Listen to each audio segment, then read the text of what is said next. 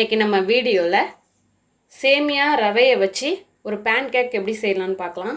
அதுக்காக நான் 1 கப் சேமியா, 1 கப் ரவை எடுத்திருக்கேன், 1/2 கப் தயிர், 1/2 கப் பால், 1 டீஸ்பூன் இஞ்சி பூண்டு பேஸ்ட், ஒரு ½ லெமன் எடுத்திருக்கேன், கொஞ்சமாக கொத்தமல்லி தழை, 2 பச்சை மிளகாய் பொடியாக கட் பண்ணது, 1 கேரட் துருவி எடுத்திருக்கேன், 1 பெரிய ஆனியன் பொடியாக கட் பண்ணது, 1 டீஸ்பூன் சீரகம் இடித்து வச்சுருக்கேன், 2 டேபிள் ஸ்பூன் அரிசி மாவு எடுத்து வச்சுருக்கேன், உப்பு தேவையான அளவு, எண்ணெய் தேவையான அளவு. இப்போ எப்படி செய்யலான்னு பார்க்கலாம்.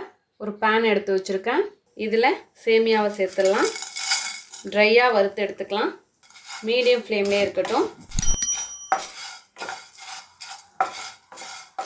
இப்போ இதோட ரவை சேர்த்துடலாம்.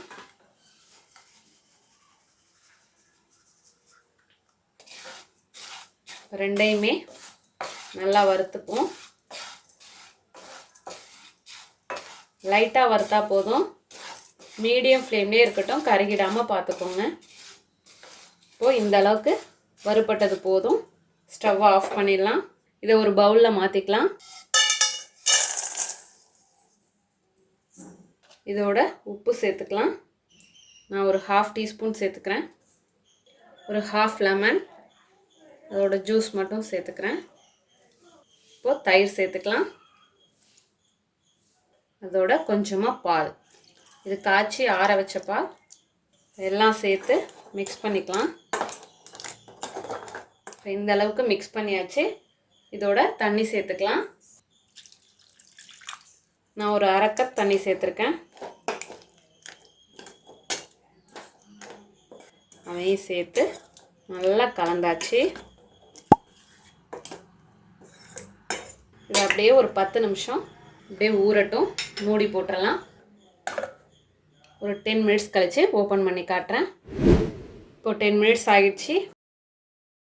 இப்போ ரவை வந்து நல்லா ஊறி வந்திருக்கு பாருங்கள், நல்லா முதுன்னு வந்திருக்கு.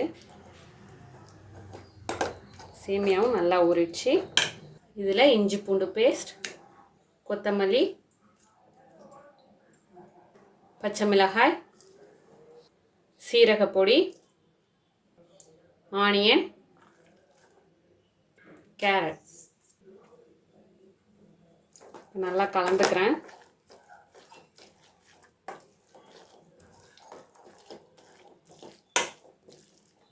இதோட ரைஸ் ஃப்ளார்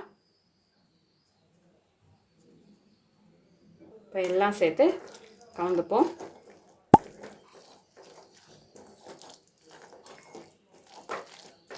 எல்லாம் சேர்த்து நல்லா கலந்துடணும்.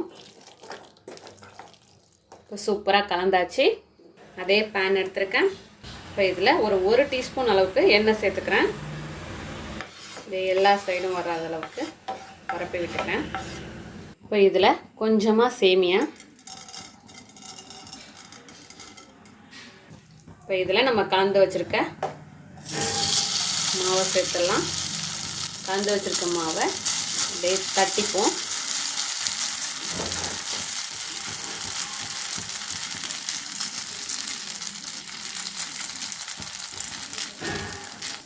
அது மேலே கொஞ்சம் அப்படியே சேமியா மீடியம் ஃப்ளேம்லேயே இருக்கட்டும். இப்போ ஒரு பக்கம் வெந்ததும் திருப்பிடலாம்.